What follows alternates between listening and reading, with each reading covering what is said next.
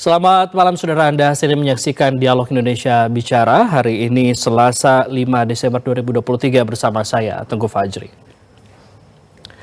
Saudara, fenomena golongan putih atau golput sudah ditemui dalam beberapa kali pemilu yang digelar di era reformasi. Umumnya golput terjadi karena alasan substantif di mana calon peserta ini mempunyai program yang tidak sesuai dengan pikiran dan juga kepentingan pemilih. Berdasarkan data KPU di tahun 2014, jumlah pemilih golput ini sebanyak 30,42%. Sedangkan di tahun 2019 angka golput ini turun menjadi 18,02%. Lantas bagaimana di pemilu nanti? Apakah masih banyak pemilih yang tidak menggunakan hak pilihnya? Malam ini di Dialog Indonesia Bicara kita akan membahas mengenai menekan angka golput pada pemilu tahun 2024. Kita akan berbincang bersama 3 narasumber saya melalui sambungan daring. Sudah ada anggota Komisi 2 DPR RI, Bapak Gus Pardi Gaus. Selamat malam Pak Gus Pardi. Assalamualaikum. Selamat malam. Assalamualaikum warahmatullahi wabarakatuh. Waalaikumsalam warahmatullahi wabarakatuh. Dan juga sudah bergabung bersama kami Program Manajer SMRC Pak Saidiman Ahmad. Selamat malam Pak Saidiman. Assalamualaikum. Selamat malam, waalaikumsalam warahmatullahi wabarakatuh. Ya, dan terakhir sudah bergabung bersama kami juga Pak Romi Maulana selaku Manajer Advokasi dan Hukum Seknas Jaringan Pendidikan Pemilih untuk Rakyat atau JPPR. Selamat malam, assalamualaikum Pak Romi. Ya. Baik, saya Selamat malam, assalamualaikum warahmatullahi wabarakatuh. Waalaikumsalam warahmatullahi wabarakatuh. Saya ke Pak Gus Pardi terlebih dahulu. Pak Gus Pardi, kalau kita lihat ini kan persentase pemilu naik turun yang golputnya Pak. Sejauh ini bagaimana tanggapan dari Komisi 2 DPR RI dan juga fenomena golput ini sendiri Pak? Ya, terima kasih berkaitan tentang apa yang kita bahas pada malam hari ini tentang persoalan golput yang akan dilaksanakan pemilu pada tanggal 14 Februari 2024, kami Komisi 2 sebetulnya sudah melakukan penekanan kepada penyelenggara penyelenggara pemilu yaitu KPU, agar mengantisipasi terhadap orang-orang yang tidak melaksanakan hak pilihnya. Sehingga ini dikategorikan ada yang mengatakan golput dan lain sebagainya. Sebetulnya golput itu barangkali sekarang ini makin lama sudah makin trennya itu makin berkurang. Yang jadi persoalan sekarang ini adalah banyaknya masyarakat yang tidak melakukan hak pilih. Hal itu disebabkan oleh beberapa hal. Pertama adalah misalkan saya selalu katakan ada orang yang sudah menginjak umur 17 tahun sebelum hari H. Ada orang yang sudah nikah sebelum hari H. Ada yang namanya TNI Polri sebelum hari H dia pensiun. Atau sebaliknya, ada yang tadinya dia adalah sipil, tahu-tahu dia diangkat menjadi TNI Polri.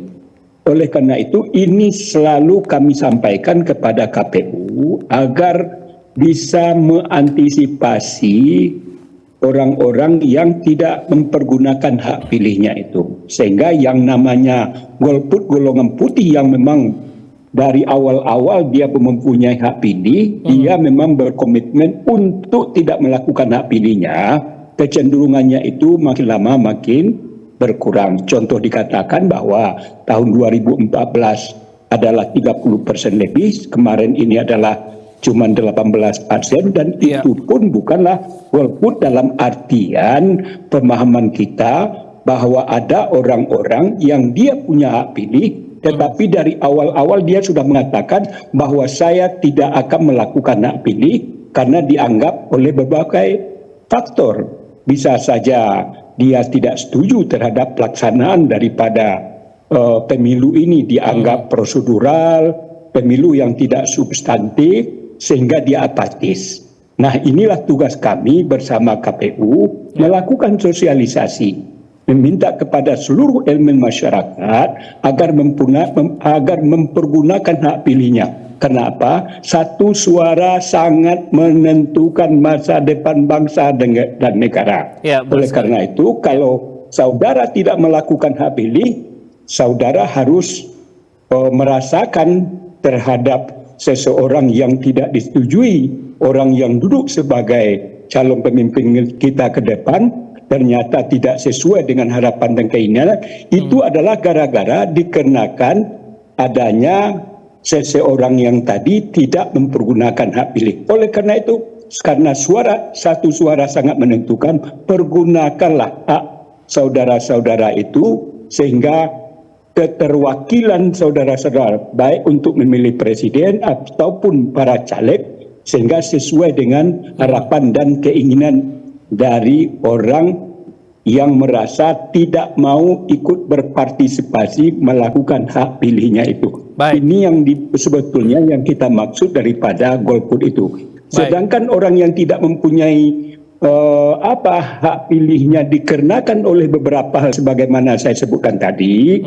Oleh karena itu kita meminta kepada KPU untuk diberikan ruang agar jangan terlalu dibuat birokrasi terhadap orang yang sebetulnya mempunyai hak pilih, dia punya KTP dan lain sebagainya, dia terlambat dalam datang ke TPS dan lain sebagainya sehingga dibuat birokrasi berbagai hal. Kalau kita rasakan, kalau dalam teori memang agaknya fine-fine saja, tidak ada persoalan, tetapi ketika kita berada di TPS, macam-macam sajalah perilaku daripada petugas di TPS itu membuat hal-hal yang akhirnya masyarakat tidak mempergunakan hak pilihnya tersebut. Baik, Pak Gus Pardi, saya akan menanyakan ke Pak Romi sekarang. Pak Romi, ini bagaimana tanggapannya terkait dengan yang disampaikan oleh Pak Gus Pardi tadi terkait dengan tren-tren yang terjadi pada pemilihan yang tidak memilih ataupun juga yang golput tadi? Baik, selamat malam semuanya.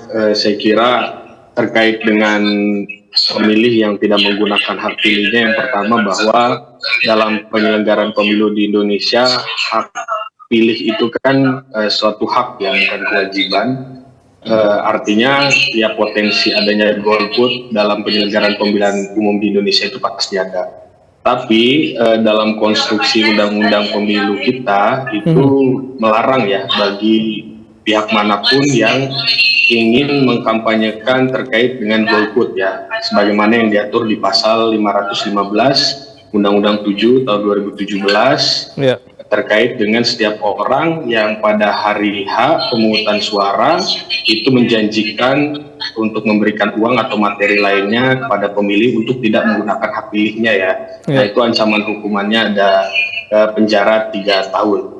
Nah kemudian yang kedua saya kira ada beberapa hal yang membuat pemilih ini mengambil sikap untuk menjadi golput ya. Yang pertama kita tahu sendiri bahwa dalam pemilu tahun 2024 ini pelaksanaan kampanye ini sangat singkat ya, di mana durasi waktunya hanya 75 hari saja. Artinya proses bagaimana para kontestan untuk mengambil hati masyarakat dengan visi misi dan gagasannya itu cenderung singkat ya, sehingga proses ini pun akan berpengaruh terhadap pemilih dalam meningkatkan partisipasinya dalam menggunakan hak pilih. Kemudian yang kedua juga sebagai pemilih kita juga banyak ditontoni atau diwarnai dengan gimmick-gimmick politik ya, dan juga intrik-intrik antar para calon.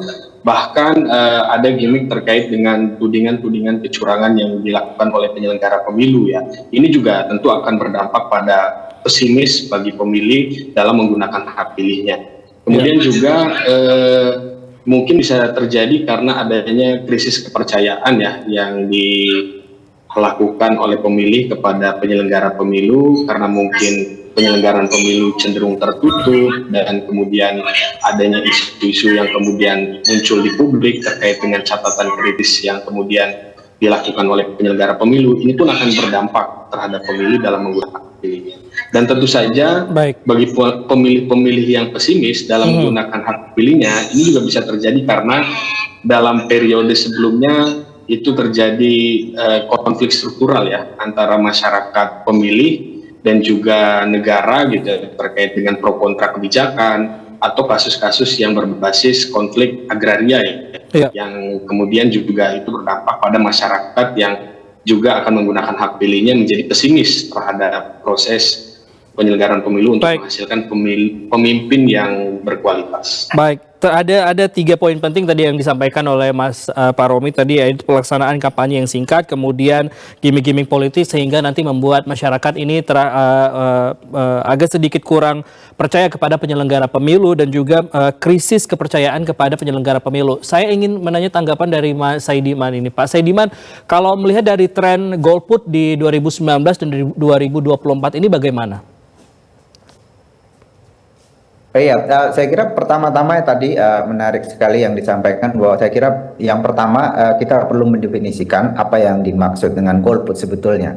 Kalau yang dimaksud dengan golput adalah mereka yang tidak ikut dalam pemilu, saya kira itu definisi yang menurut saya kurang tepat, karena golput itu sebetulnya adalah kelompok masyarakat yang bukan tidak punya pilihan, dia punya pilihan untuk tidak memilih, kira-kira gitu. Itu semacam kalau di masa Orde Baru misalnya yang dilakukan oleh tokoh-tokoh pergerakan ya seperti Ariel Haryanto atau Arif Budiman misalnya, itu menyatakan golput itu artinya dia memang secara sengaja tidak mau memilih, atau calon-calon yang ada atau kelompok-kelompok politik yang disajikan kepada pemilih itu menurut mereka tidak ada yang pantas untuk dipilih. Jadi ini kesadaran politik. Baik. Nah, apakah kelompok semacam besar atau tidak di Indonesia? Saya kira mungkin tidak sebesar yang dibayangkan ya. Misalnya kalau kita berkaca pada survei-survei sekarang yang ada, di survei kami misalnya di awal Desember kami menemukan mereka yang menyatakan belum punya pilihan terhadap partai politik misalnya itu sudah tinggal 6,6%. Yang menyatakan belum punya pilihan untuk atau belum memilih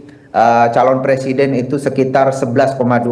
Jadi tinggal sedikit sekali. Itu yang pertama. Kemudian yang kedua, kalau kita melihat sejak 2 kali pemilu belakangan misalnya, pada tahun 2014 itu angka partisipasi politik sudah sangat tinggi, sekitar 75% untuk pemilu legislatif dan 69% untuk pemilu presiden. Di 2019 angka partisipasi sangat tinggi, 81% lebih.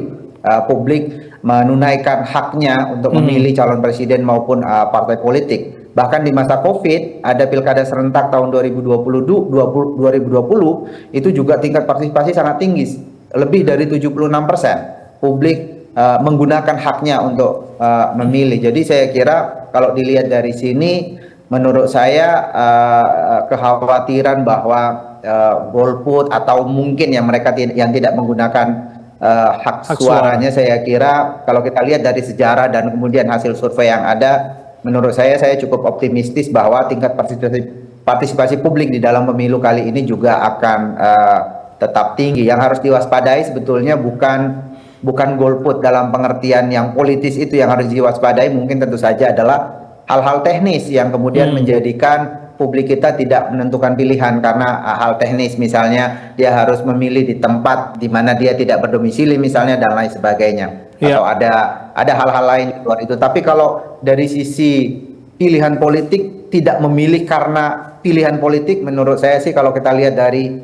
komposisi atau respons publik terhadap survei-survei yang dilakukan, di mana undecided voters itu sangat rendah sekarang, menurut saya dari sisi itu saya cukup optimistis bahwa publik kita akan menunaikan haknya dalam memilih, baik di pemilihan presiden maupun pemilihan legislatif ke depan. Baik, berarti ada kemungkinan untuk angka golput ini dapat menurun di tahun 2024 ini karena antusias. Tapi tentunya harus ada hal-hal dan juga teknis pada saat pemilihan. Dan ini nantinya saya akan tanyakan kepada Pak Gus Pardi, ini bagaimana sejauh mana Komisi 2 ini bekerja sama dengan sejumlah pihak-pihak terkait untuk menekan angka golongan putih ataupun golput ini, ataupun juga warga yang tidak memilih. Saya kembali menanyakan ke Pak Gus Pardi, tadi disampaikan oleh Pak Saidiman ini bahwa ada hal-hal teknis yang membuat hingga akhirnya pemilih untuk tidak memilih dan akhirnya golput ataupun hak suaranya tidak dipergunakan. Sebenarnya sejauh ini bagaimana Pak Komisi 2 DPR RI bekerja sama dengan pihak-pihak terkait untuk menekan angka golput ini? Ya, di Komisi 2 ketika kita melakukan RDP dengan Mendagri dan penyelenggara pemilu, dan ketika melakukan penetapan pelaksanaan pemilu tanggal 14 Februari, itu tentu perlu ada namanya tahapan-tahapan pemilu.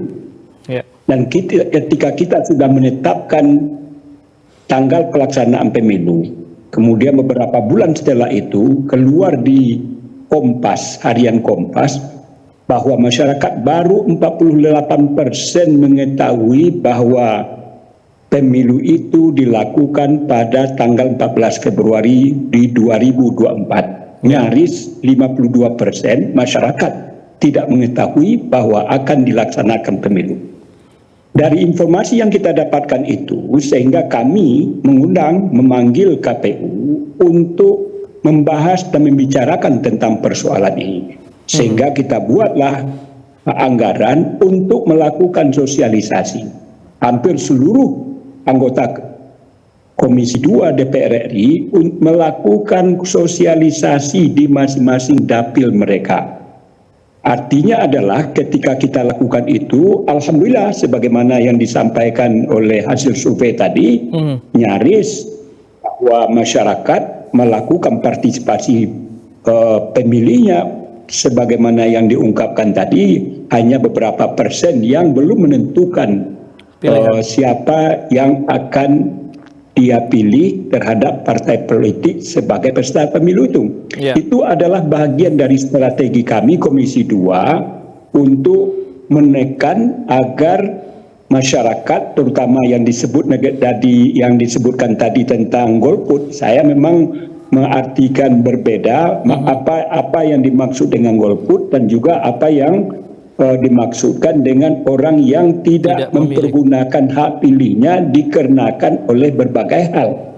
Oleh karena itu, salah satu terobosan juga saya minta adalah jangan dilakukan birokrasi yang terlalu ketat sehingga masyarakat malas datang ke TPS. Oleh karena itu, pertama, kita melakukan sosialisasi kepada masyarakat dan pengaruh terhadap sosialisasi itu sangat luar biasa. Kenapa? Kita mengundang para tokoh, kepala desa, bamus, tokoh-tokoh masyarakat, dan menghimbau kepada mereka, tolong beritahu ke seluruh elemen anak bangsa yang ada di kampung-kampung, baik yang berada di desa dan lain sebagainya, untuk diinformasikan bahwa kita akan melaksanakan pemilu pada tanggal 14 Februari itu. Dan ada 5 kertas suara yang akan dicoblos. Oleh karena itu juga ditekankan bahwa satu suara Bapak Ibu ini sangat bermanfaat, sangat penting, satu suara sangat menentukan, sehingga masyarakat punya kemauan yang tadinya mereka apatis terhadap pelaksana pemilu. Dengan sosialisasi yang kita lakukan, alhamdulillah masyarakat di desa-desa sudah berbalik pemahamannya terhadap apa yang kita bahas pada malam hari ini. Yang untuk juga mengurangi agar partisipasi pemilih itu tingkatnya makin lama makin sebagaimana harapan dan keinginan kita adalah kita juga menekankan kepada KPU agar orang-orang yang bekerja di lini terbawah itu, di TPS itu, janganlah dibuat birokrasi yang tegang. Kadang-kadang kan ada mekanisme yang dibuat, Bapak nomor sekian sampai sekian datangnya jam sekian. Ketika kita melaksanakan pilkada di Desember 2020 karena pandemi COVID, memang buat aturan main yang semacam itu. Tetapi karena sekarang ini tidak ada lagi ranah namanya pandemi COVID, kita akan memberikan fleksibilitas kepada masyarakat untuk datang berduyun-duyun ke TPS untuk mempergunakan hak pilihnya. Kapan perlu, himbauan-himbauan yang dilakukan para tokoh masyarakat itu secara terus-menerus juga harus dilakukan dalam rangka meningkatkan partisipasi pemilih dalam pelaksanaan pemilu di tanggal 14 Februari di 2024 tersebut. Baik, Pak Gus Pardi. Saya ke Pak Romi sekarang. Pak Romi, ini tadi kan juga disampaikan oleh Pak Gus Pardi, ini sosialisasi juga terus dilakukan, baik di tingkat daerah, tingkat nasional, hingga tingkat global mungkin ke seluruh masyarakat Indonesia yang ada, ataupun juga diaspora yang ada di sejumlah negara. Nah, tapi bagaimana sebenarnya tren ataupun juga sejauh ini pengetahuan masyarakat tentang pemilihan umum ini sendiri, apakah sudah tahu secara jelas bagaimana proses pemilihannya, sosialisasinya ini sejauh ini bagaimana? Oh, ya baik, terima kasih. Prinsipnya ya sosialisasi terkait dengan penyelenggaraan pemilu itu kan tugasnya KPU ya, bagaimana meningkatkan partisipasi pemilih, dan juga dalam Undang-Undang 7 tahun 2017 juga bisa dibantu oleh peran pemerintah pusat maupun peran pemerintah daerah ya dalam meningkatkan partisipasi dan sosialisasi penyelenggaraan pemilu. Nah, kalau terkait dengan pengetahuan publik terkait dengan hari H pemilihan, saya kira publik sudah banyak yang mengetahui ya terkait dengan proses pemungutan dan juga bagaimana menggunakan hak pilihnya. Tapi ada beberapa catatan penting. Saya sepakat bahwa angka golput itu juga bukan terkait dengan mereka yang tidak ingin menggunakan hak politiknya, tapi mereka juga kadang-kadang yang kemudian terganggu saat ingin menggunakan hak pilihnya, atau voter suppression ya, di mana bentuk-bentuk yang kemudian bisa terjadi saat pelaksanaan hari H, misalkan kekurangan logistik pemilu, kemudian surat suara tertukar. Nah, ini kan mengancam bagi para pemilih yang sebetulnya ingin menggunakan hak pilihnya, tapi dia tidak bisa memilih karena ada kendala-kendala teknis, atau dia tidak mendapatkan surat undangan dan juga tidak tahu bahkan TPS-nya pindah. Ini kan potensi yang kemudian menghambat secara teknis dalam pemilih menggunakan hak pilihnya. Tapi di samping itu juga kita juga mengkhawatirkan bentuk-bentuk gangguan terhadap penggunaan hak pilih ini bisa terjadi karena adanya ketidakbebasan dalam memilih ya, adanya bentuk-bentuk intimidasi atau pelaksanaan hari H nanti diwarnai dengan rasa takut dan lain sebagainya dalam menggunakan hak pilih. Ketika ada yang memobilisasi dan menyuruh mereka untuk memilih calon tertentu gitu kan di TPS, itu kan membuat pemilih merasa tidak nyaman dalam menggunakan hak pilihnya secara langsung, umum, bebas, rahasia, jujur. Sampai saat ini apakah masih ada hal seperti itu, Mas? Catatan pentingnya, Pak Romi, di mana pemilih juga harus punya kebebasan terhadap penggunaan hak pilih. Pak Romi, apakah sampai saat ini masih ada hal yang seperti Anda sampaikan tadi? Ya, kalau sejauh ini kan kita belum bisa membaca karena tahapannya masih kampanye. Tapi kalau kita lihat ruang-ruang publik hari ini diwarnai dengan terkait dengan situasi yang kurang membuat nyaman pemilih ya, terkait dengan persoalan ada ancaman terhadap salah satu peserta pemilu, kemudian juga relawan yang kemudian berkonflik di bawah dan lain sebagainya. Itu kan membuat rasa tidak nyaman pemilih yang kemudian itu berpotensi ketika hari H juga ada proses-proses mobilisasi dan intimidasi terhadap pemilih yang saya yakin bahwa ketika hal itu terjadi, pemilih enggan menggunakan hak pilihnya atau bahkan dia terpaksa menggunakan hak pilihnya tapi dengan cara-cara yang membuat suara-suara itu tidak sah gitu dalam menggunakan hak pilihnya ketika adanya intimidasi dan kebebasan itu terancam gitu dalam menentukan hak politik. Baik, saya akan menanyakan ke Pak Saidiman. Pak Saidiman, berdasarkan data ini sejauh ini daerah mana saja sih sebenarnya yang menjadi fokus ataupun juga yang paling tinggi datanya untuk golput ataupun juga masyarakat yang tidak memilih? Kita belum elaborasi lebih jauh ya soal wilayah-wilayah mana saja. Tapi kalau kita lihat dari karakter pemilih secara umum, mereka yang belum menentukan pilihan ini di dalam survei itu lebih banyak berasal dari pemilih yang mungkin kategorinya adalah pemilih yang kritis. Jadi mereka yang menunda pilihan karena masih menimbang-nimbang akan memilih siapa. Tapi informasi mengenai pemilihan umum saya kira sudah sangat luas ya, kita tahu, kita bisa saksikan itu misalnya dengan mata kepala langsung bahwa kampanye sosialisasi itu kan dilakukan sangat masif sampai ke pelosok-pelosok. Nah, kenapa kemudian masih ada yang belum menentukan pilihan atau undecided voters itu? Saya kira alasan utamanya adalah karena mereka masih menimbang-nimbang, dan biasanya karakter pemilih yang sedemikian ini adalah mereka yang relatif kritis, mereka yang cukup berpendidikan, yang tinggal di perkotaan, berpendapatan lebih baik dan seterusnya semacam itu. Jadi mereka menimbang-nimbang, dan karakter-karakter dari undecided voter semacam ini kita juga temukan ya di dalam pemilu-pemilu sebelumnya. Menjelang hari H itu selalu ada kelompok masyarakat yang menunda pilihan itu. Baik, saya ke Pak Gus Pardi. Pak Gus Pardi, ini kalau kita lihat kan memang hampir 52% atau mungkin bahkan hampir 60% ini yang bakal memilih ini nantinya ke depan di tahun 2024 ini kebanyakan adalah generasi Z ataupun juga anak muda ataupun juga pemilih pemula. Ini bagaimana meyakinkan mereka untuk datang ke TPS, memilih dan menentukan pilihannya sendiri agar kertas suara ataupun juga suara mereka ini tidak sia-sia, Pak?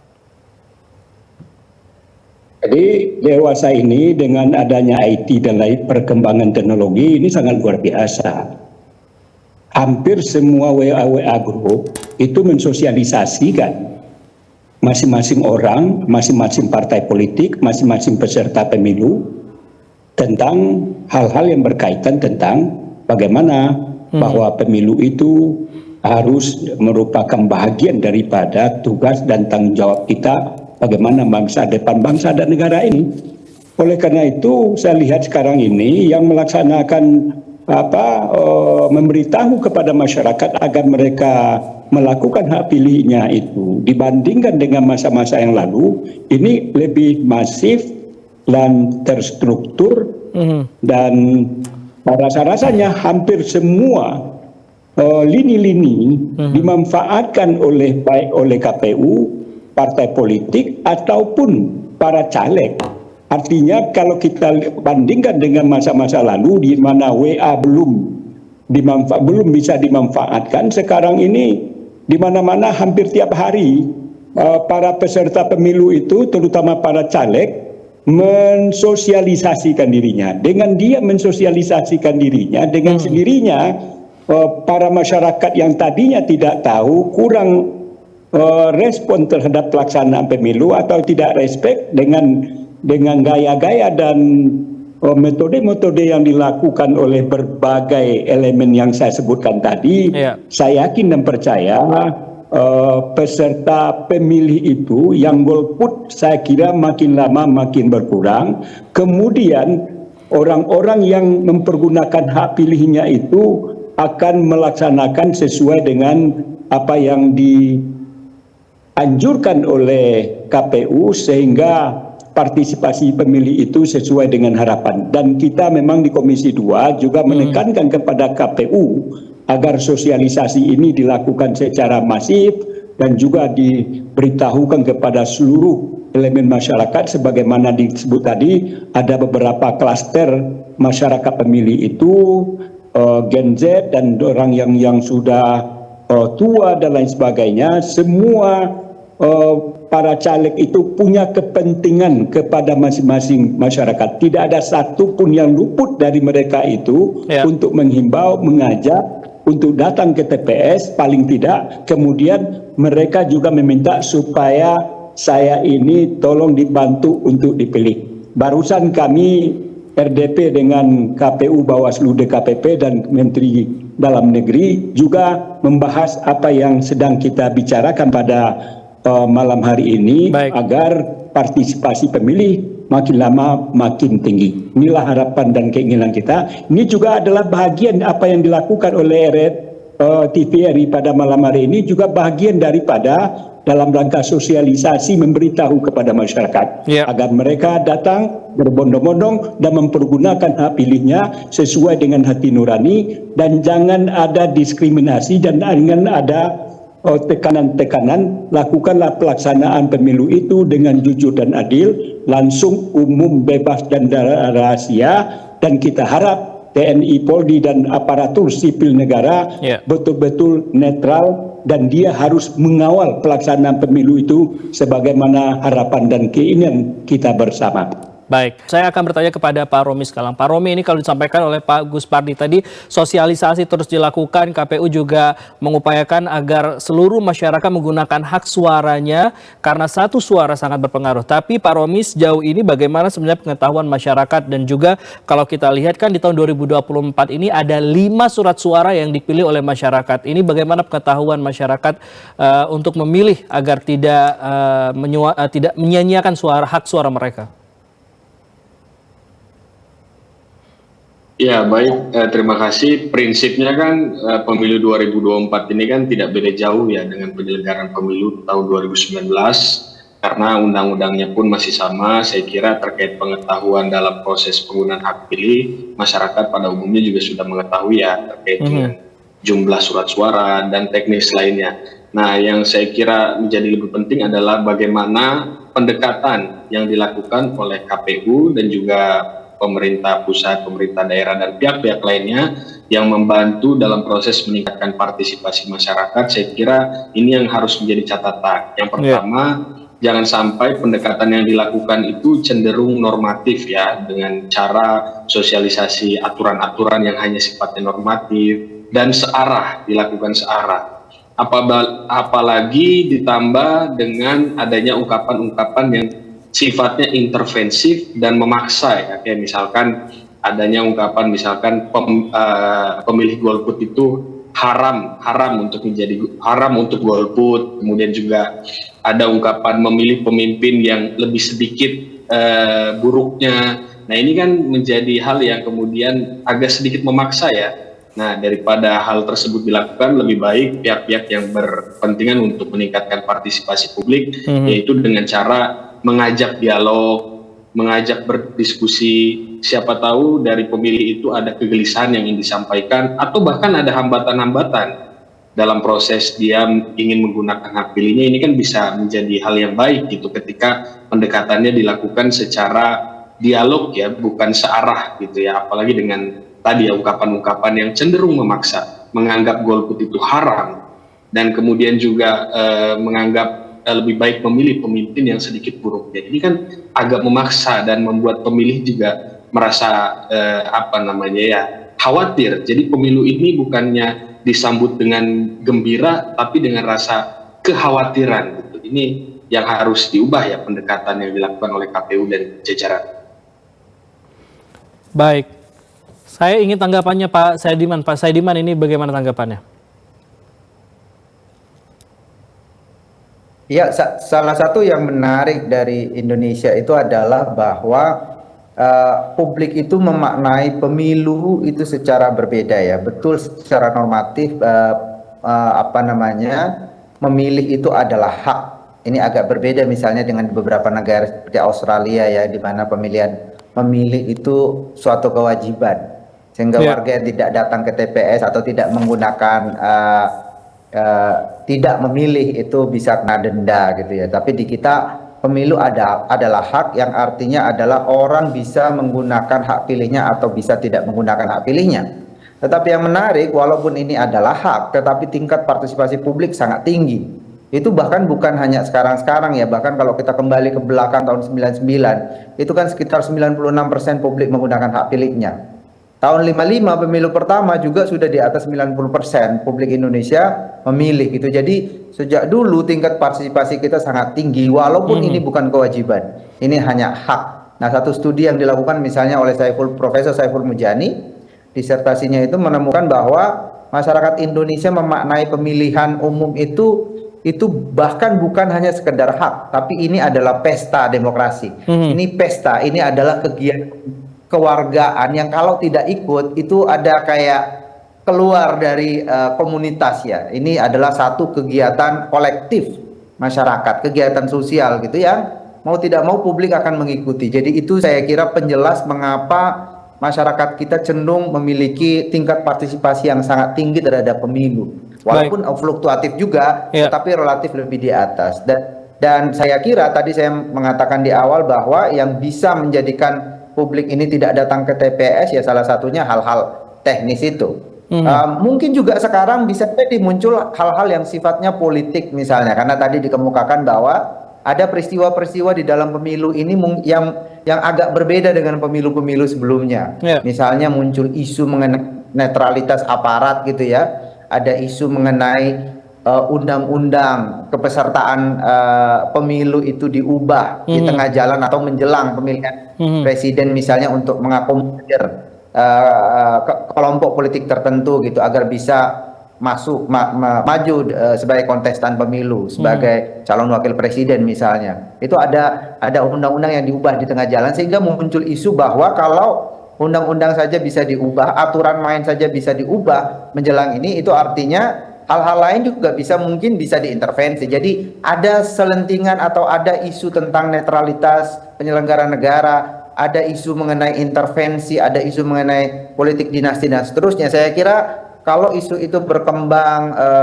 masif, ini juga bisa mempengaruhi, saya kira, aspek partisipasi politik dalam pengertian yang politis itu, bahwa orang tidak datang ke TPS karena merasa pemilu kita ini tidak lagi jurdil misalnya, tidak lagi bebas dari intervensi, aparat penyelenggaranya kurang netral. Kalau itu menguat, isu ini menguat, saya kira itu bisa mempengaruhi. Sebelumnya itu tidak pernah terjadi karena memang tidak ada peristiwa. Tentu saja terutama 2 pemilu terakhir juga ada isu, ada satu calon misalnya yang menghembuskan isu mengenai netralitas penyelenggara pemilu, bahwa pemilu kita itu tidak jujur dan adil dan seterusnya ya. Ada kecurangan pemilu dan seterusnya. Tetapi kan itu tidak terlalu digubris oleh publik. Umumnya publik kita terutama dalam 2 kali pemilu terakhir menyatakan bahwa pemilu kita sangat jujur dan adil, dan itu terselenggara secara semestinya gitu. Tetapi sekarang mungkin bisa jadi berbeda ya, karena ada isu yang berbeda dan itu tidak terjadi pada pemilu-pemilu sebelumnya. Baik, saya ingin tanggapannya dari Pak Gus Pardi ini. Pak Gus Pardi terkait dengan netralitas dan juga bagaimana jika nantinya ada perubahan di tengah jalan pada saat penyelenggaraan pemilu ataupun juga pada saat penyelenggaraan pemilihan hak suaranya di hari H itu seperti apa? Ya, barusan kami baru selesai melakukan RDP dengan penyelenggara pemilu. Kita mengevaluasi kinerja daripada mereka berkaitan terhadap netralitas ASN, TNI, dan Polri, dan kasus-kasus di berbagai kabupaten kota.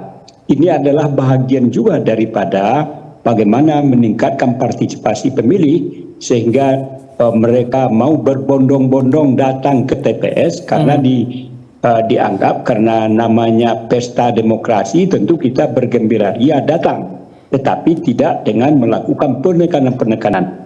Dan kasus-kasus yang diekspos oleh berbagai mass media tadi saya ungkapkan kepada KPU untuk tidak akan terjadi hal-hal yang tidak diinginkan oleh masyarakat. Masyarakat berkeinginan pelaksanaan pemilu itu dilakukan secara jujur, adil, langsung, umum, bebas, dan rahasia, tidak melakukan tindakan-tindakan diskriminatif. Dan oleh karena itu ini adalah bagian juga dari strategi kita agar masyarakat mempergunakan hak pilihnya ke TPS dan dia merasa satu suara itu sangat menentukan masa depan daripada bangsa dan negara ini. Inilah bagian juga yang kita tekankan kepada KPU untuk agar yang namanya golput mudah-mudahan bisa kita minimalisir, kemudian partisipasi pemilih juga makin lama makin baik. Tapi Pak, sesuai dengan harapan dan keinginan. Baik, tapi kan sejauh ini Pak, kalau kita lihat salah satu persyaratan untuk memilih adalah mempunyai kartu KTP ataupun kartu tanda penduduk elektronik. Bagaimana untuk kesiapan itu? Bagaimana jika ada masyarakat yang hingga saat ini masih belum mempunyai kartu fisik KTP ini Pak? Ini bagaimana? Kebetulan kami Komisi 2 juga bermitra dengan Menteri Dalam Negeri. Salah satu dirjennya adalah Dirjen Dukcapil. Jadi jumlah peserta pemilu itu diambilkan dari Dirjen Dukcapil. Jadi artinya apa? Koordinasi antara penyelenggara pemilu dengan Kementerian Dalam Negeri itu sangat-sangat luar biasa.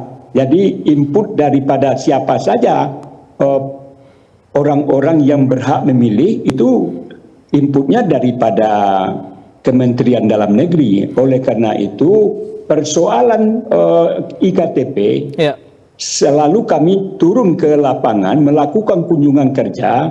Kita meminta kepada bupati, wali kota seluruh Indonesia. Alhamdulillah mereka semuanya memberikan apresiasi yang luar biasa karena pihak pemerintah pusat sangat memberikan kesempatan yang seluas-luasnya. Kalau dulu ada memang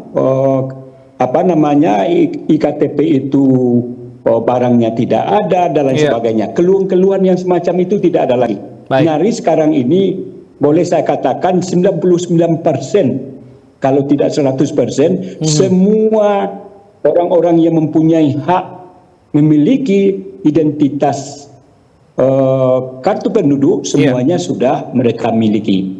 Dan oleh karena itu, walaupun dia tidak terdata sebagai pemilih di tempatnya, kalau dia mempunyai IKTP, ini bahagian juga terobosan yang kita lakukan. Tidak harus pakai adanya surat panggilan dari lurah, dari desa dan lain sebagainya, sehingga ini fleksibilitas daripada masyarakat untuk mempergunakan hak pilihnya, tidak perlu pakai surat undangan yang dikirim oleh petugas TPS, tetapi juga dengan memberikan kartu IKTP-nya, tentu diberikan ruang kepada mereka itu memilihnya setelah jam 12 ke atas. Baik, saya akan menanyakan ini juga kepada Pak Romi terkait dengan bagaimana sih sebenarnya kesiapan dari fisik KTP elektronik sebagai syarat utama pemilihan umum 2024 ini, dan juga sejauh mana bagaimana pengetahuan dari generasi Z untuk pemilu 2024 ini. Saya ke Pak Romi sekarang. Pak Romi Maulana, ini bagaimana tanggapannya terkait dengan pemilih muda dan juga bagaimana kesiapan pemilih muda untuk Pilpres ataupun juga pemilu 2024 ini? Ya, baik, terima kasih. Saya kira yang pertama ini harus menjadi perhatian ya terkait dengan dinamika administrasi kependudukan ya, atau pemilih pemula, generasi pemilih awal yang kemudian ingin menggunakan hak pilihnya di pemilu 2024 nanti gitu ya. Jangan sampai pemilih-pemilih pemula ini tidak mendapatkan EKTP ya, yang kemudian menjadi syarat utama dalam proses penggunaan hak pilih di TPS. Tapi yang perlu diketahui bahwa kita tahu ada beberapa jenis pemilih ya yang kemudian dapat menggunakan hak pilihnya. Yang pertama tentu saja mereka yang terdaftar di DPT ya, daftar pemilih tetap, dan kemudian yang kedua mereka yang pindah memilih atau DPTB, dan yang ketiga tentu saja mereka pemilih DPK ya, atau daftar pemilih khusus. Daftar pemilih khusus ini adalah pemilih yang tidak terdaftar di DPT dan juga DPTP, tapi mereka memiliki KTP elektronik dan kemudian dapat menggunakan hak pilihnya di TPS, di domisili alamat di KTP elektroniknya. Nah, saya kira ini menjadi penting bahwa dorongan-dorongan problem administrasi kependudukan, gitu ya, pemilih pemula tidak mendapatkan EKTP karena habis belangko dan lain sebagainya. Nah, ini perlu diminimalisir dan mendapatkan atensi dari pemerintah dan kemudian khususnya lembaga yang berkaitan menjalankan fungsi administrasi kependudukan itu untuk berakselerasi dan juga memitigasi terhadap pemilih pemula yang belum mendapatkan KTP elektronik agar dapat menggunakan hak pilihnya di pemilu 2024 nanti. Baik, saya ke Pak Saidiman terakhir ini. Pak Saidiman, ini bagaimana sebenarnya untuk meningkatkan upaya apa yang dilakukan untuk menekan angka golput dan meningkatkan partisipasi pemilih di pemilu 2024 ini? Yang pertama saya kira memang hambatan-hambatan teknis tadi harus diselesaikan. Misalnya persyaratan untuk IKTP itu ya, IKTP-nya sendiri perlu dipermudah untuk didapatkan. Terutama saya setuju sekali untuk pemilih pemula itu, generasi Z.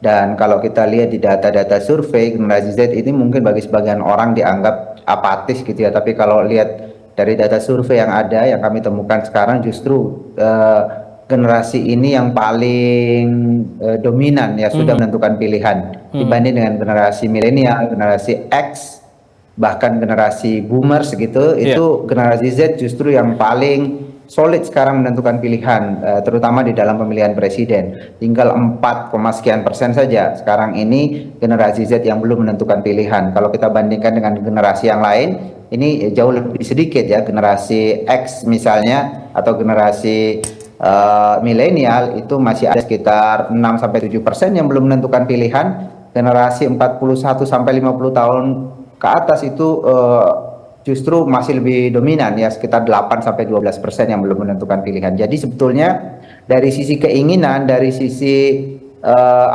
niat untuk berpartisipasi di dalam politik, generasi generasi Z ini sudah sangat besar keinginannya untuk berpartisipasi di dalam pemilihan umum sebagai pemilih pemula. Tetapi mungkin saja